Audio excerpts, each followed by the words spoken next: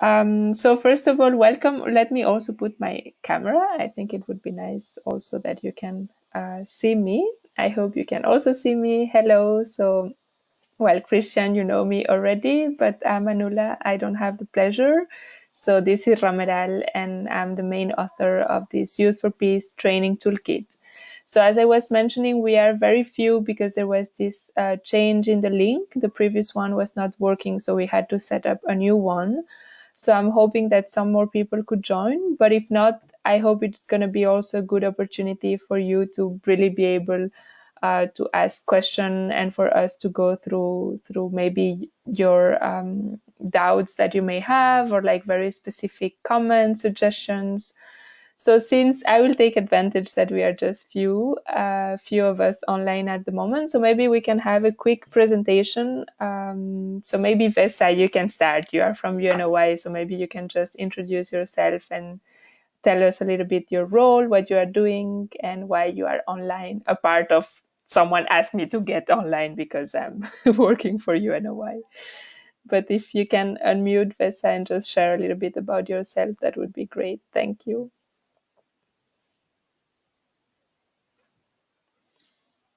I see you unmuting, but I cannot hear you. I don't know if others can hear you. So if not, you can always write on. Okay, everyone. now it's working. Yes. I'm very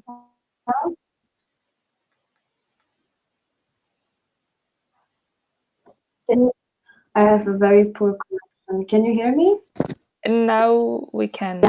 So, can you? Yes, Vesa, now we can hear you. I'm not sure. Okay. Okay. I'm Vesa Deva. I'm from Kosovo, and I've started working in UNOY as an intern for a couple of months now. It's been projects and fundraising officer. So what I'm doing is helping Glebio mainly with fundraising proposals and the donors and partnerships also. But also I'm now and then involved with the capacity development project. So that's why, hence I'm in this phone call in order to help you, and any question that you have related to UNOY, I can answer. I hope I can. Thank you, Vesa. Thank you so much. So maybe we can go to Christian. Christian, would you like to introduce yourself and tell us a little bit more about you? All right. Thank you very much for, first of all, organizing this webinar. It's really very good to hear from you and to see you again, Ramiral. And thanks to all of those friends that have joined us online. My name is Christian Chito. I'm from the Democratic Republic of Congo, but I'm currently the regional coordinator of ISG, of the UNOI network in Latin America.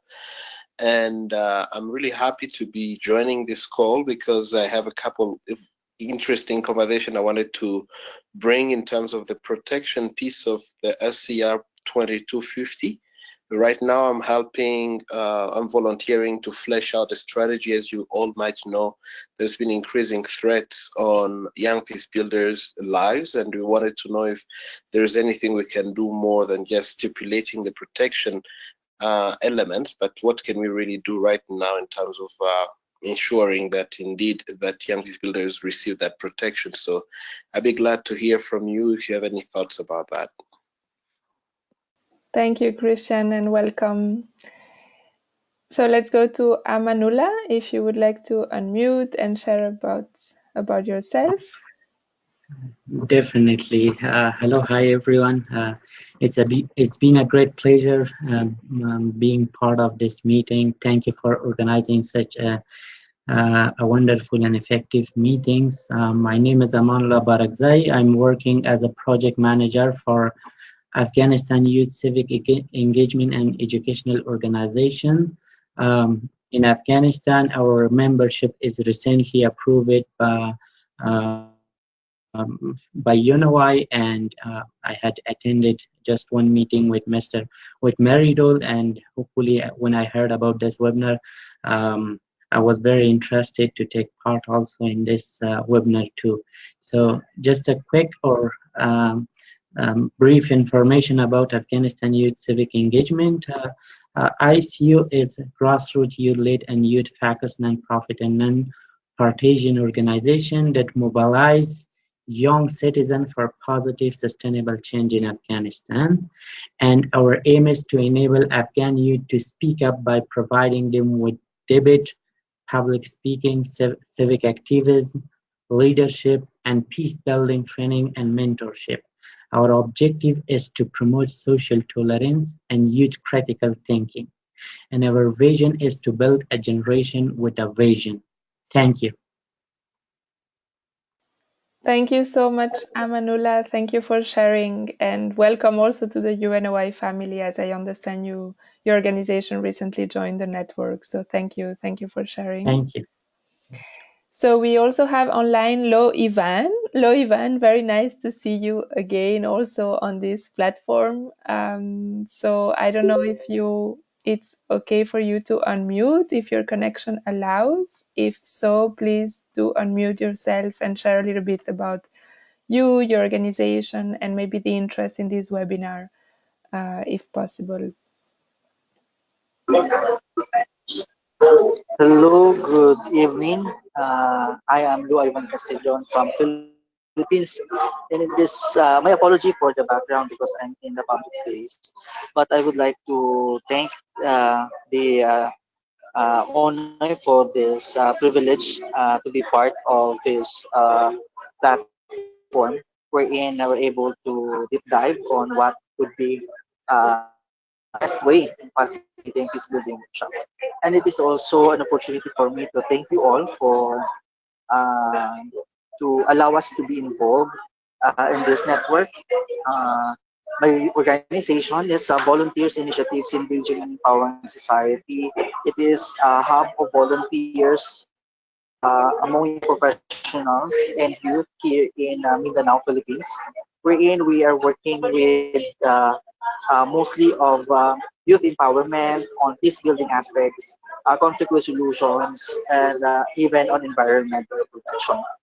I think that will be all. Thank you. Thank you, Lo Ivan. Thank you so much for joining from the Philippines. Thanks. And then we have Rafael. I don't know, I've seen you trying through different connection, Rafael. So I hope it works for you and that you're also able to unmute and just share a little bit about yourself, since you will also be involved, I believe, in upcoming webinars. But I'm not sure if your connection is good because I can see you were trying several times. So if possible, feel free to unmute, or you can always write on the chat box as well. So as I was mentioning at the beginning, we are quite a reduced number of participants, which I think it's also great so that we can go a little bit more in depth into this toolkit. And just before we go into the toolkit presentation and a little bit the idea we had behind this session, I would like just to mention a little bit about UNOY, although I know it's not needed because you are all part of the network in one way or another. But just maybe to mention, you know about UNOY, a global network of youth-led organization working on peace building, conflict transformation.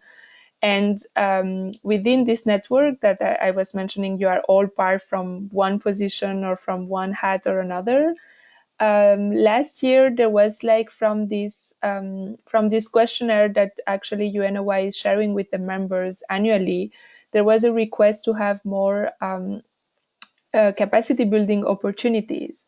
And under the discussion from the International Secretariat, but also from the regional level as well, there was the decision to actually develop this toolkit on how to implement youth and peace building activities for youth in different contexts, and to make sure that there is a toolkit from UNOY that is available primarily to the members, because we have seen that like trainings are not always something available for all the member organization to participate because of different reasons, because of the funding, because of the visas, because of the opportunities, etc.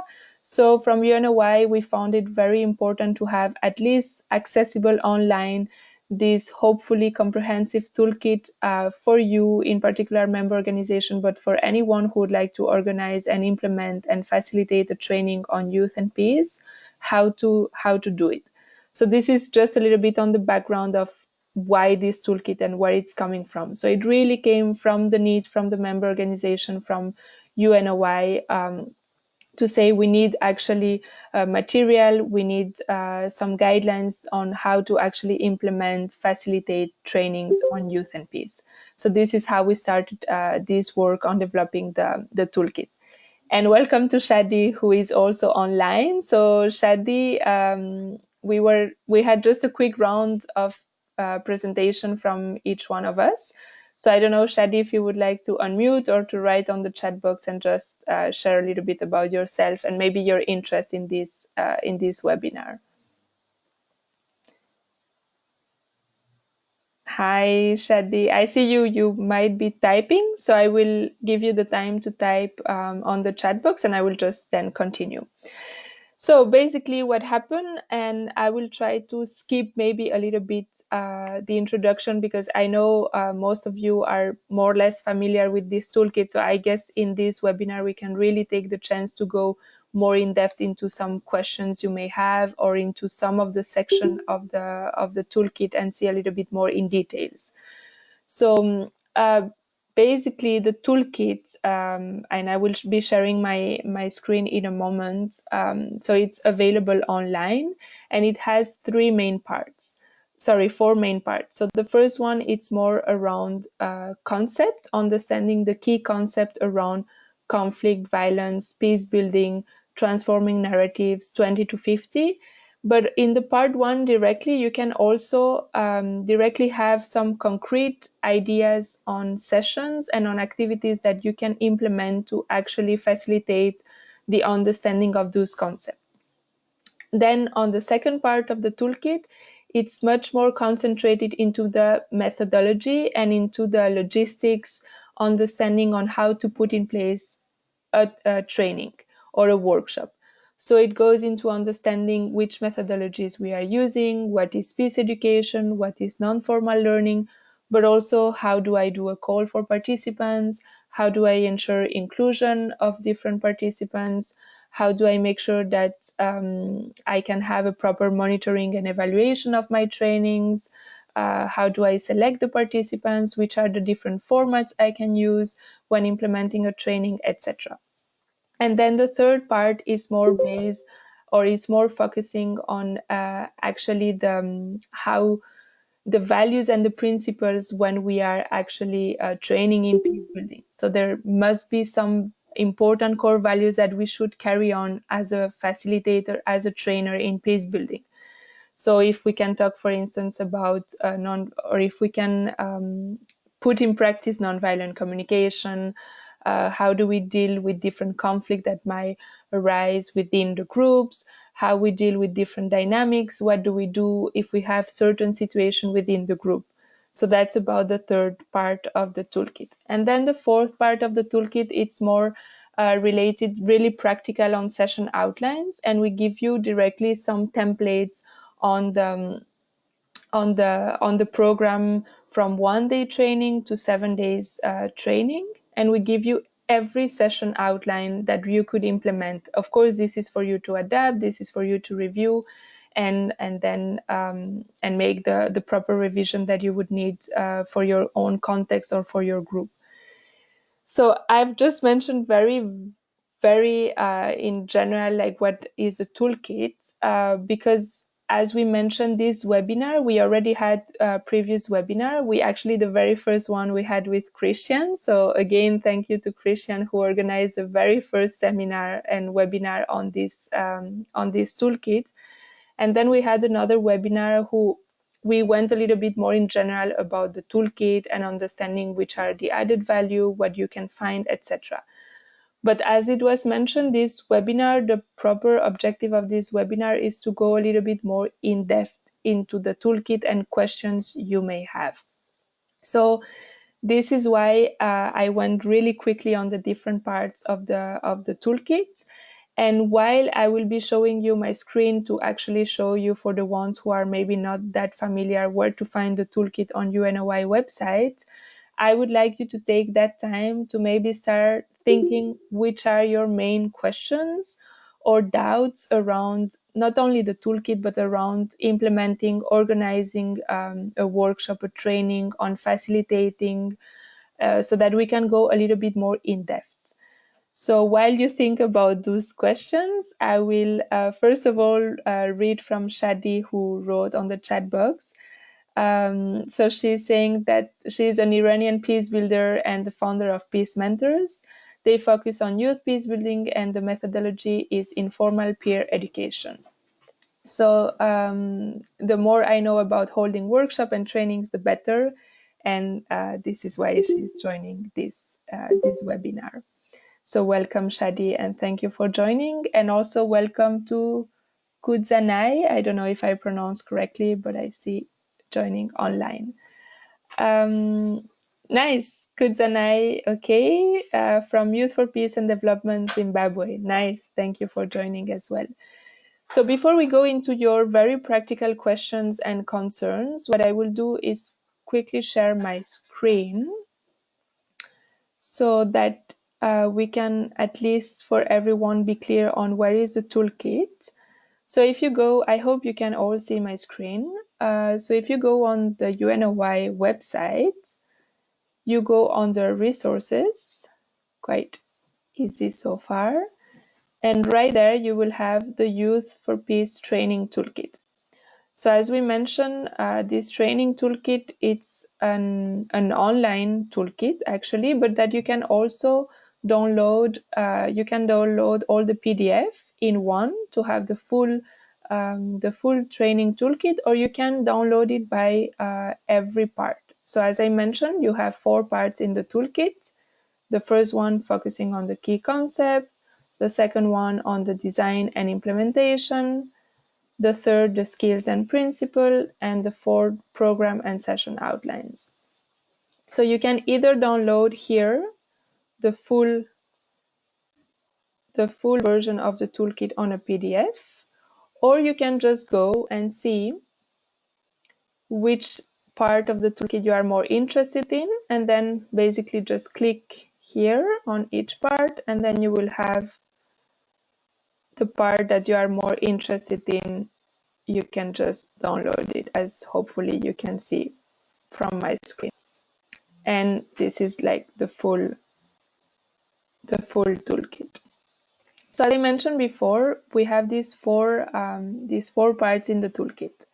So I would like to know, to go directly and go a little bit more in depth into this deep diving, like learning and understanding the toolkit, if any one of you and either has a specific question or like an interest in a specific part of the toolkit, so that I can go a little bit more in depth into that part of the toolkit. So maybe you can just write on the chat box, or unmute yourself, of course, and just let me know which might be the part that you are more interested, or you have more question, or it's not very clear. Okay, I read from this activity, but I'm not clear on how to implement it. I'm not sure how to facilitate this, or I don't know, I will have an upcoming workshop on this topic. How should I do it? So if not, I will just go through the different parts, but I will really want to make sure that we can tackle any questions or concerns or doubts that you can have around the toolkit. And welcome to the ones who are joining. Okay, Shadi, I have a general question in the flow of facilitation of some sessions. Okay. Do you want to, is it just a question around how to actually manage the flow? Or do you have a more concrete question? Just waiting for for Shadi just to write, just to make sure I understood the question correctly. And meantime, I'm just opening the relevant section of the toolkit so that I can go into it. So Shadi, I hope I understood correctly. Okay, let me just read. As facilitator, we try to explain that the conclusion and lesson learned are coming from the participants, but to newer participants, it's difficult to understand that we are not teachers. Okay, good. So I think maybe just to clarify, because I think I understood your question a little bit different, but I think both questions are important. So two things. One thing is what you are asking, I think it's maybe not so much about the flow, but about the debriefing. So I will go a little bit more into that and sharing my screen in a second about the debriefing and how we do the debriefing. Let me just find okay. All right. So I hope you can see my screen. So a few things to put a little bit in context the question from Shadi. So in this toolkit, what we recommend to use and what UNOY has been using as the main methodology is this non-formal methodology, non-formal learning, so that you can see here. And we share I am in part 2 of the toolkit, and in the part 2 of the toolkit, we explain what is this non-formal education and how we implement or how we facilitate activities and sessions with non-formal education. So you can see here the main principles of non-formal education, and I'm not going to go through it right now, but a very important part of the non-formal education are the methodologies. One of the methodologies is this experiential learning methodology. So how does it work? What happened in a session, and usually we are talking about a session of around 90 minutes, is that we go through this experiential learning. So what happened in this experiential learning, as hopefully you can see from my screen, is that we start the session with an experience. So for instance, we put participants into a role play, or we put participants into play a certain game. We don't really put the context of we are going to talk about this or about that. We just put the participant into a certain activity, which is this experiential learning, so a certain experience. So let me give a very concrete example. You can, for instance, start your session and you say to your participants, okay, now you will form two lines. The whole group of participants, you ask them to place themselves facing each other in two lines, and then you will give balloons to blow to one line. So you will ask the half of the group to blow balloons. When they have the balloons ready, you ask the second line, you will give them toothpick, and you give certain instruction that can be, you have 1 minute to protect your balloons. And then something happens. 99% of the time, you will have the line of participants having the toothpick, trying to blow the balloons from the other line of participants. So what I'm trying to explain is that you start your session with an activity. That's it. That's, if you see in that circle on my screen, this is the experience. You put participant in a certain experience. After, what you do when the activity has ended, after 1 minute, you ask participants to sit down and to start reflecting on what happened during that activity. And that's what we call the moment of the debriefing. So if we go back to the toolkit, we have this debriefing moment. So in that moment, what will start happening is that we start debriefing with the group of participants on what happened during the activity. So you start asking them, what did you do? Why did you go to actually break those balloons from the other group? Why did you use the toothpick? Did someone try something different? Did you try to negotiate? Did you try to enter into a dialogue? Whatever happened. So you start debriefing on what happened during the activity itself. That's, if you see from this circle, from the experiential learning circle, what happened is that you are making this observation and reflection on the activity itself. But of course, the activity itself, what you want is not for participants to learn if they use the toothpick to actually break those balloons, or like what they did with the balloons. What you want is to have a reflection on why was the need of the use of violence, for instance. So you go, if you continue in the circle, we go into this abstract conceptualization, or the concept itself. So your session, while you are using a certain experience or a certain activity, you have in mind your objective. In that session, I want participants to understand why we are most of the time using violence when we enter into conflict, for instance.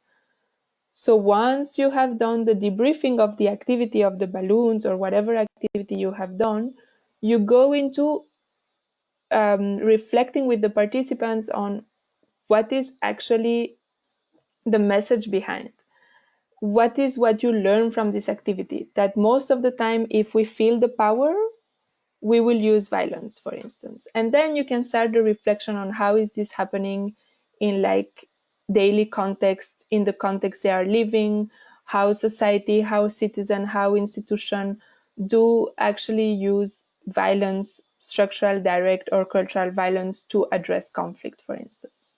So to go back to the question from Shadi, what we do through this methodology is that it's not that I start my session as a teacher telling them, there is a certain use of violence and this is what's happening, etc. No, we actually put participants in a certain experience, like this balloon experience that I was sharing with you. And then we actually abstract the concept from that experience. So usually it's much more personal for participants to understand, okay, I just actually reproduce what I see in society. I actually myself use violence to address that activity, even if it's a very small and insignificant activity. But why does it tell me about the culture I have on the use of violence, for instance? So you bring and you facilitate and you guide participants to actually come to the concept you had in mind, or that the objective of your sessions. So instead of you coming as a teacher to tell them violence is this is what's happening, or conflict or whatever, from a certain activity, from a certain experience, you actually go through this cycle for them to learn the main concept behind. So some tips in here. Debriefing are usually complicated when we have not done it, and it's really a matter of practice.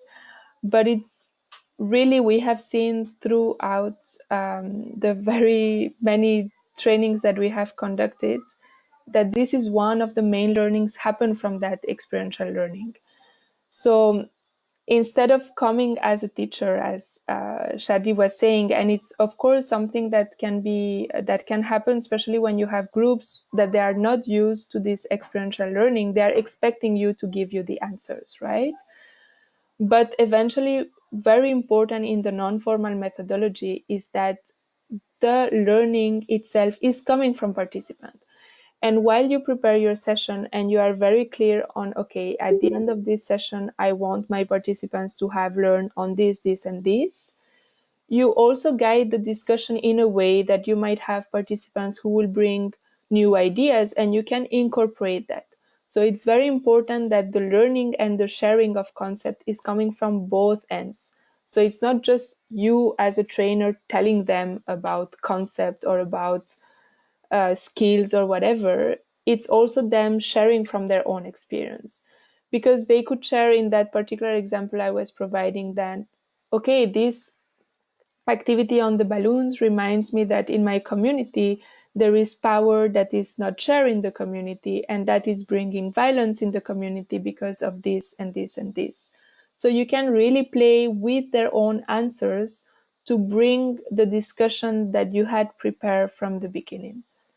I'm not sure I'm making myself super clear, because it's a topic that it's not easy, and it's again a very something that we really need to practice, this debriefing. In my example that I was providing, and just sharing from my own experience, sometimes we tend to do the activity, and usually it's fun because participants are playing with, I don't know, balloons, whatever it is. And then we rush into the debriefing and we just bring the concepts. That's not how it should be done in principle, because it really should be a whole flow. So if you see from this chart, from the circle or the cycle I'm sharing through my screen, from this experiential learning, everything is tight, and from one point you go to the other and to the other. So you really guide your participants into the discussion, and that also bring the understanding that the learning is also coming from them and from their own experience, and not only from you. So that's of course not easy when you are like not so experienced in debriefing or in experiential learning. And it's also not easy when you have participants who are new to this kind of methodology, because they might be shy. But there are some tips that I can give you for them to really bring this discussion. Usually debriefing we do in plenary, meaning with the whole group.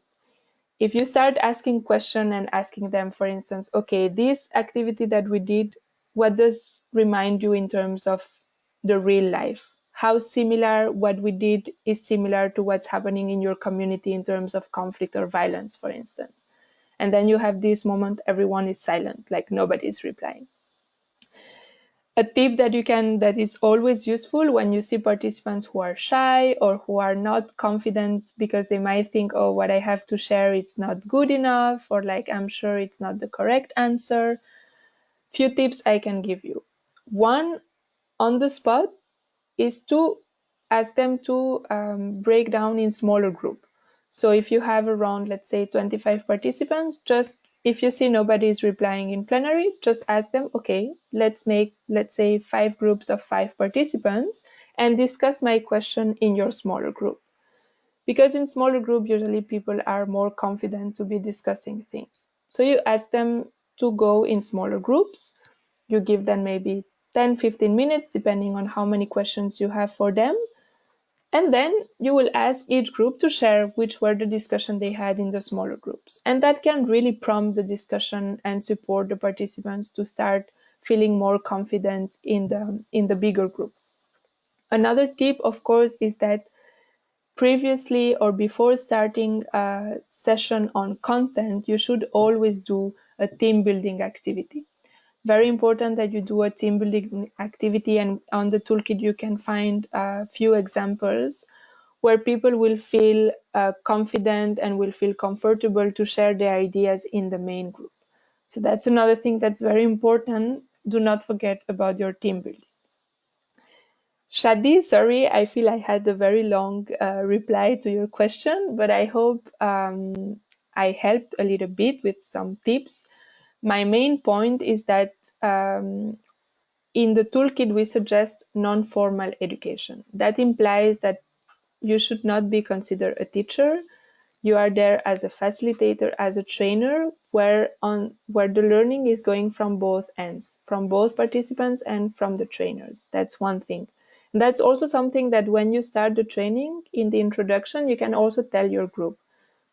You might not be used, but I'm going to use non-formal education, which is a specific learning methodology where you are expected to have an active participation, where you should feel safe to share your ideas. There is nothing wrong or nothing right. We are all learning. So you can also put from the beginning a little bit the framework so that they understand in which kind of space they are taking part. Then having your team building activities to really feel or make the participant feel more confident and comfortable and safe in sharing their ideas and opinions. And then when you do debriefing, very important that you use these kind of methodologies through experience and not just like a lecture style or just input. That doesn't mean that you might have some sessions that are input based, but try really to go through this experiential learning cycle and practice your debriefing. Prepare in advance questions if people do not reply. Try to have different options of questions. So sometimes you need to reformulate the questions because people might not have understood, etc. And then, of course, having some tips about forming smaller groups so that people can actually discuss in smaller group. It might be easier. And I'm reading you because I think you had maybe a different challenge. So you say that we get a lot of those silence moments because they either don't share or keep asking us for confirmation where the replies is right or wrong. Right. So that happens many times. I had even one time a group who asked me at the end, okay, but give me the right answer. You know, they were not, I mean, that particular participants were not happy. He wanted like my answer, as if my answer was the validation of everything. So few things I would suggest in that.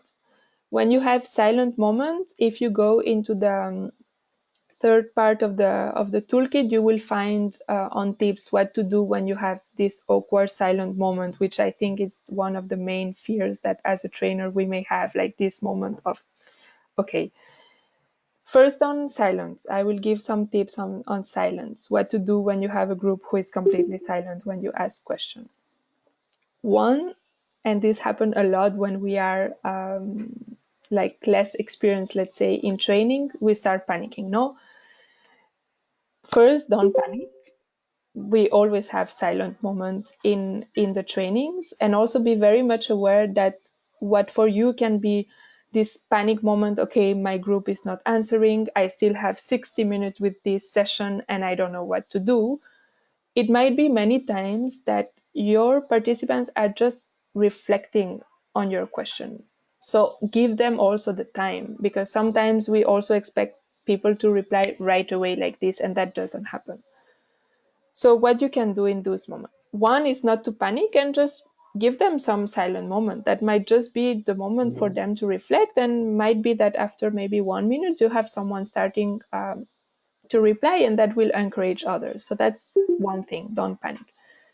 Second thing, as I was mentioning, you can reformulate first your question. It could be that people did not understand your question. So try to reformulate, try to say it in another ways. And then another tip I have is be very open. Just ask them, maybe I was not clear. Do you want me to rephrase my question? Do you think you need more time to reflect or to think about my question? So be really open, and don't be afraid of telling them, you know, nobody is replying. Is it because you did not understand, or is this a question uncomfortable?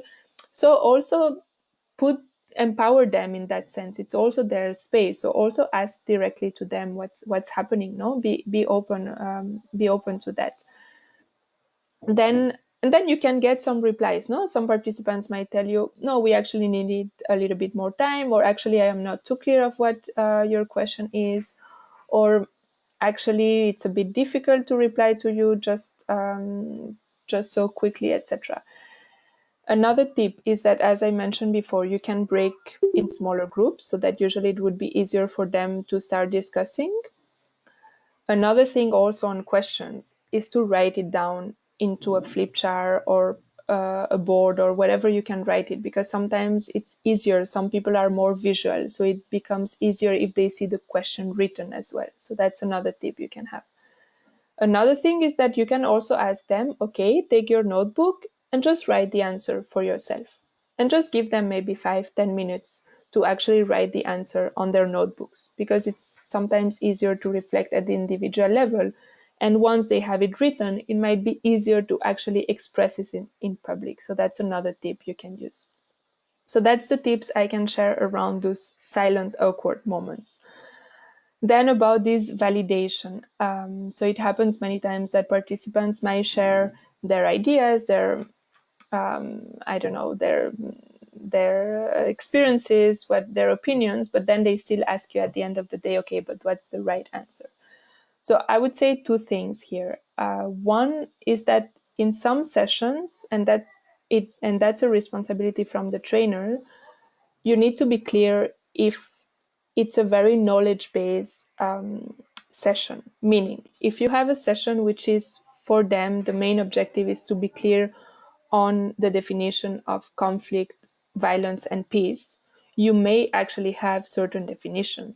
So of course, if people start telling you, no, violence is the same than conflict, you have something to say. So you might actually need to lead the discussion for them to understand that conflict is not the same than violence, right? So there is a role that you can take into kind of validating their answer, because indeed there is a certain very clear message behind. So in that sense, sometimes what can happen at the end of the session is that you can present flip charts or PowerPoint or whatever with the definition you have on certain concept, and then see if it corresponds with what they have been discussing before. And if it doesn't, then you can discuss with them, why is it different from what I have from my own definitions, for instance.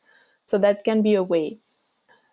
Of course, there are sessions where there is no right or wrong answer, because the main objective of your session was for participants to discuss on, I don't know, let's say intercultural dialogue, no? So you don't have a precise definition, but it was more about the discussion. So I think in that sense, you also need to reaffirm yourself as a trainer. This is a safe space for us to construct and to build our own understanding of some concept. And you need to be clear on that. And if participants don't like it, maybe you can also debrief with them. Why is it so important for you to have, I don't know, a scientific definition on this or that? And then see why they need that validation. So you can also play around and discuss with them, why is it important for you? Why can you not validate your own experience? And then you can also have maybe some interesting discussion around that. So I think it's a matter of both being clear on the methodology you are using in the training, also making clear that certain session, indeed, you might have a certain concept where you want them to understand it in a certain way, but there are others where it's more about the dialogue behind. It's more about the sharing, and that needs to be clear in the objective of the session and how you communicate that that to the participant as well. So I hope, Shadi, I could give you some tips and it helped a little bit. I'm also reading from Kudzanai. How do I encourage participants to share their real-life experience without going off topic? In most cases, I always experience a challenge because most participants diverge into highly political discussion instead of focusing on the topic under discussion. Yes. Before going into that, because we only have 15 minutes left, I just want to make sure that I can address concrete questions. So if you have more questions, please do type it on the chat box, so I make sure that I allocate enough time for all the questions that might be reminding, because I know, Christian, you had some particular question. I don't know, Lo Ivan, if you have anything particular that you would like to know. I also see Somia online. Welcome, Somia. Okay, Shadi. So if it's okay, Shadi, I will close on that one. If you need, we can also have a one-to-one discussion, because maybe I couldn't address everything. But I think sometimes it's good to also discuss with your participants, why do you need this validation at the end of the day? So I'm closing that. I hope I helped you a little bit. So going back to Kudzanai question, so what to do when participants go off topic? So I think there are a bit two questions from what I understand. One, what to do when participants go off topic, and what to do when participants go more into the discussion at political level rather than their own experience. No, because sometimes people, some participants have a tendency of taking some distance into the discussion, right? Into bringing the discussion more at institutional political level rather than sharing from their own personal experience.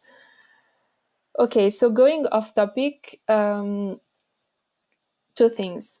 One is that when and it's really clear in the toolkit, we always suggest to have a team building activity with your group.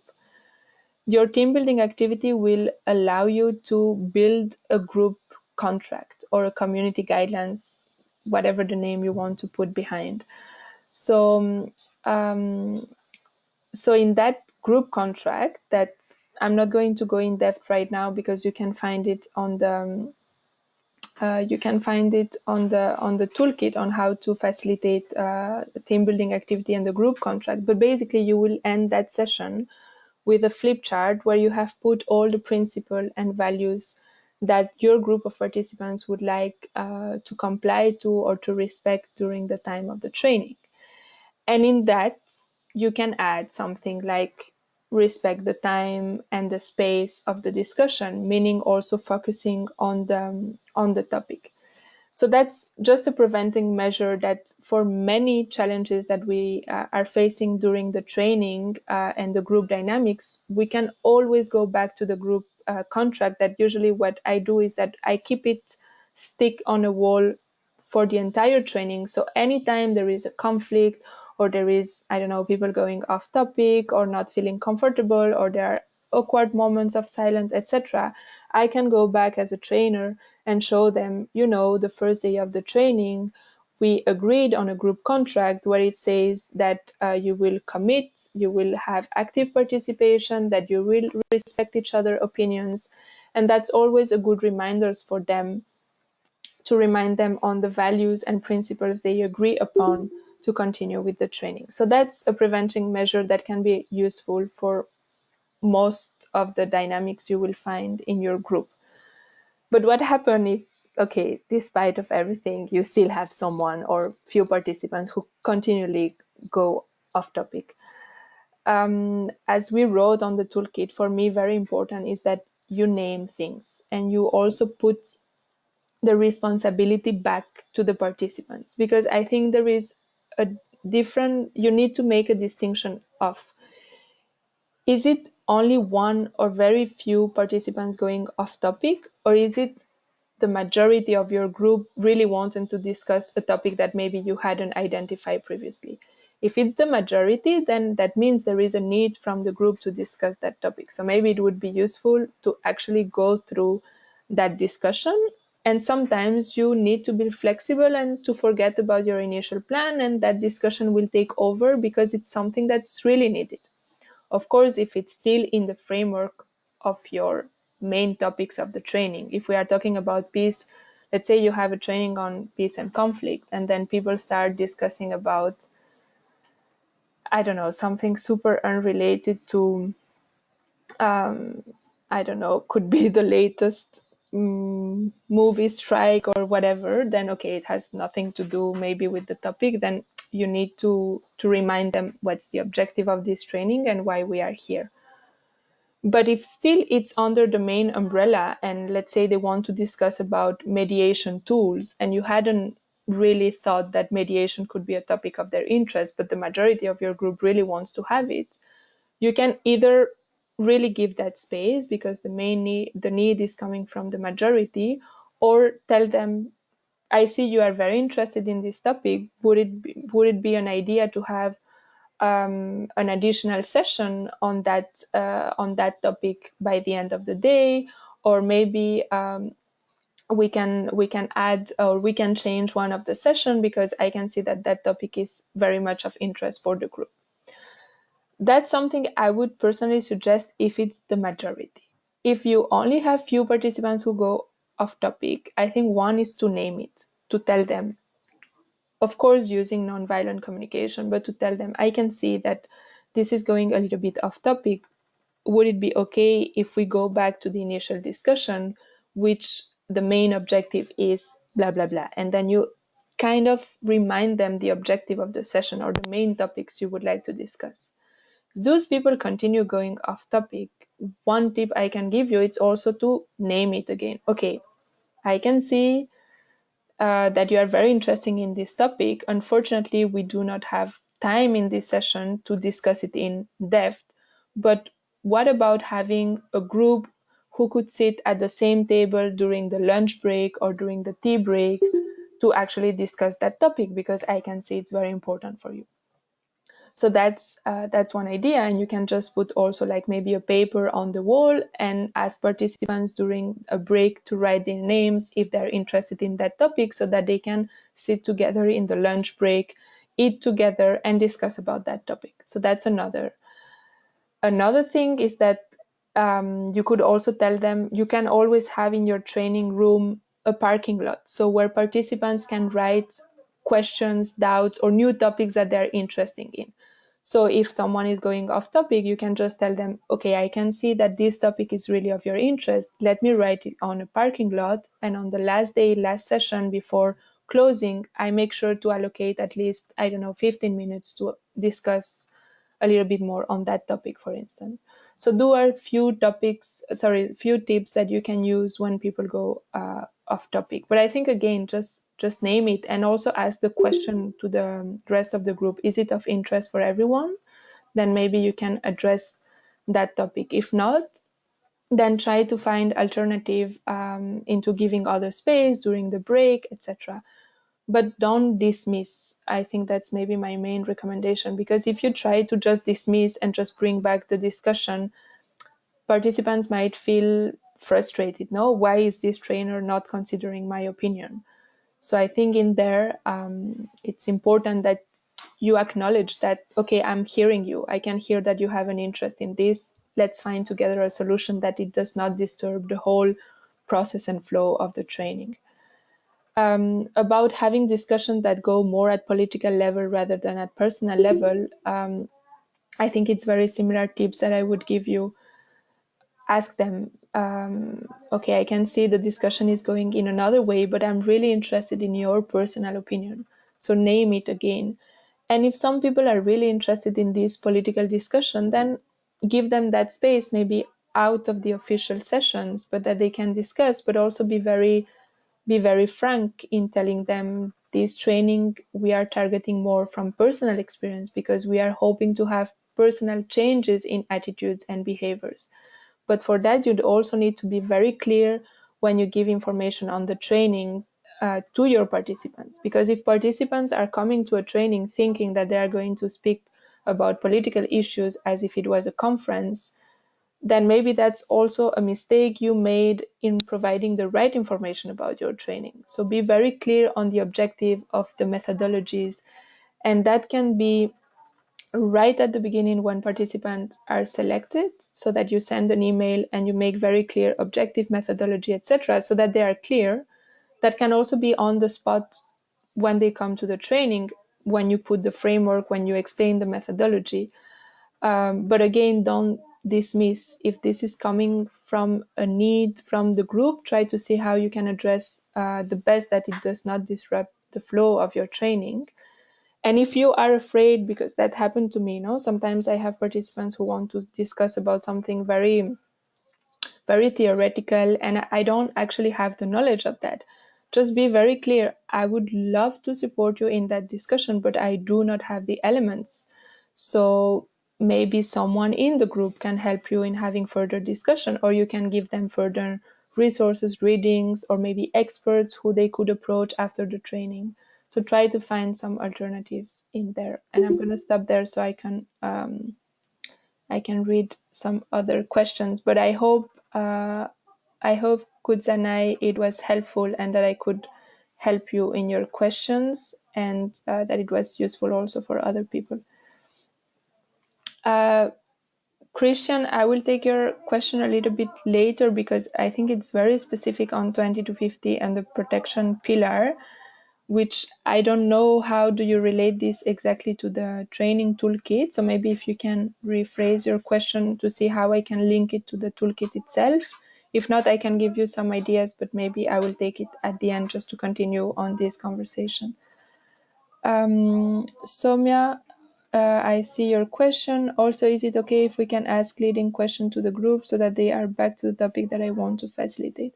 Of course, you can ask.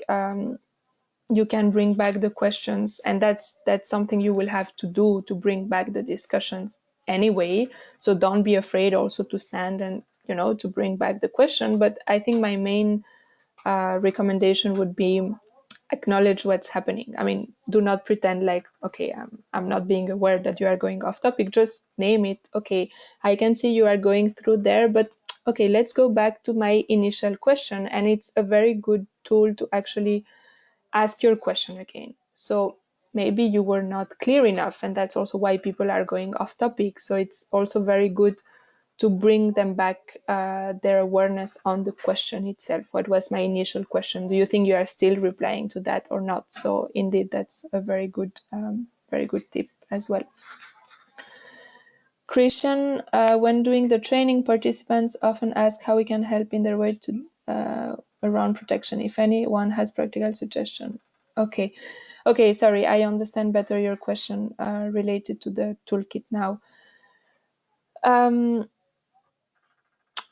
Well, it's a very big question. So let me rephrase it just to make sure I understood correctly. So in some workshops or trainings, when you present 20 to 50 resolutions, some people ask you about what they can do or what you could do in terms of supporting their work in terms of protection. No, because we have a lot of young people who are facing a lot of challenges because they are being harassed, could be by the police, by different power authorities or communities, etc. So I'm understanding that your question is how to address that question, no? When they ask you how you could support them. I hope I understood correctly, Christian.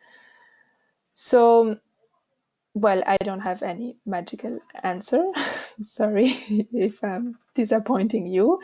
But I think this is something that also happened to me, especially in 20 to 50, not always in terms of the protection, but sometimes they ask you like, okay, so what are you going to do? Or like sometimes I have participants who, like especially with 20 to 50 presentation, they got very upset because they are like, okay, now we know about this resolution and we just became aware that nobody is doing anything in our community about the youth and peace agenda. And our government should be doing something because they are part of the UN and they should comply to this resolution. So discussions sometimes go around there, and they kind of put back the responsibility on you in a certain extent as the facilitator or the trainer. So I think in the toolkit I mentioned some tips around that, but what I can share now is I think it's to, first of all, really frame 20 to 50 as a shared responsibility. Because for a lot of young people, when they get to know about 20 to 50, what happens is that they think that now authorities, government, institution, the UN, bigger civil society organization should do something for them, which I think it's very important to remind that for the people who have been advocating for 20 to 50, that was never a matter of putting the responsibility outside.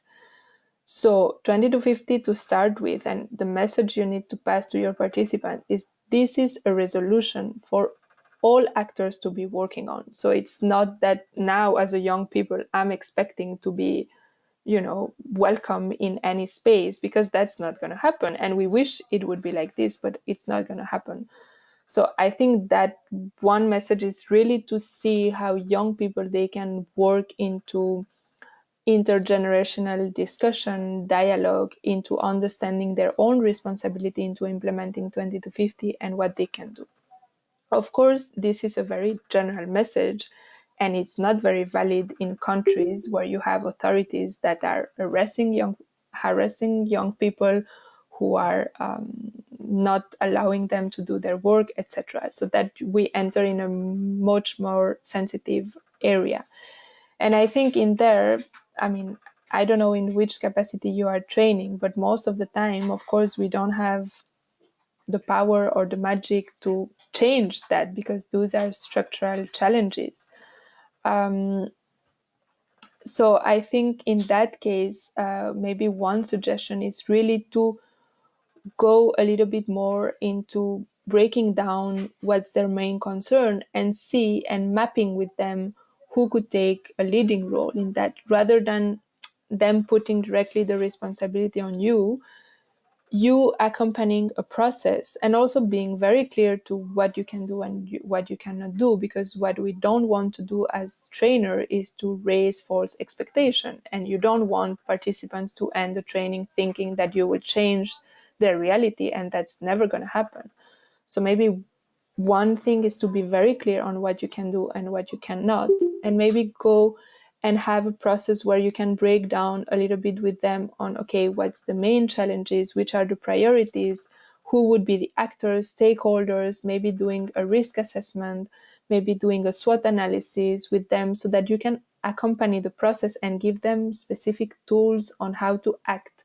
Because if we stay at the level of how can you protect me, I mean, I don't think this is something you will be able to ever reply to.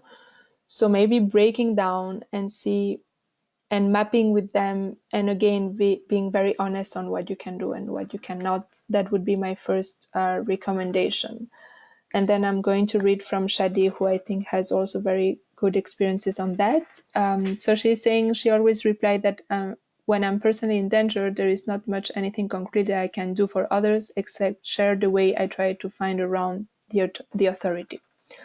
Another thing that reminds me from Shadi's comment is that being part of UNOY, you also have access to a certain network that usually participants from our trainings do not have access. So you can also give them the opportunity. You can tell them, okay, I'm going to ask out. I'm going to ask through UNOY network, I don't know, other member organization, other young people who are facing similar challenges, how they are dealing and coping with it in other contexts. And you can put them in contact. And sometimes just feeling that connection and that community behind, that support community, can already be something very important. So I guess that's what I could reply to you, Christian. I hope it helps. And thank you, Shadi, for sharing. So I think we'll be ending here because it's already 1 hour after we started the call. So I don't know if there is any pressing question or like doubt or concern. You are always very welcome to reach me out. I will put my email here. If you have any concrete question, suggestion, also feel free to give feedbacks on the toolkit. So we are all the time revising it. If you would like to add something, or you think something is not so much working in your context, we are this is a toolkit open for suggestions and revisions. And then I guess that's it for now. I hope it was useful. Again, I felt really happy with your participation, and thanking, of course, UNOY for the space and organizing basically the webinar. We are upcoming webinars that will happen in Arabic, in French, and in Spanish, to also give the opportunity to others and not always focusing on this English-based. If you wish to organize in your own language, feel free also to reach us. We could, I'm sure we could organize in other languages as well. But we are now starting with those because the toolkit has been translated to Arabic, Spanish, and French. So it's going to be online in those languages very soon as well. So thank you. Thank you, Doha, also for joining. Loivan, Rafael, Somia, Shadi, Christian, Vesa. And anything, feel free to reach us. Thank you.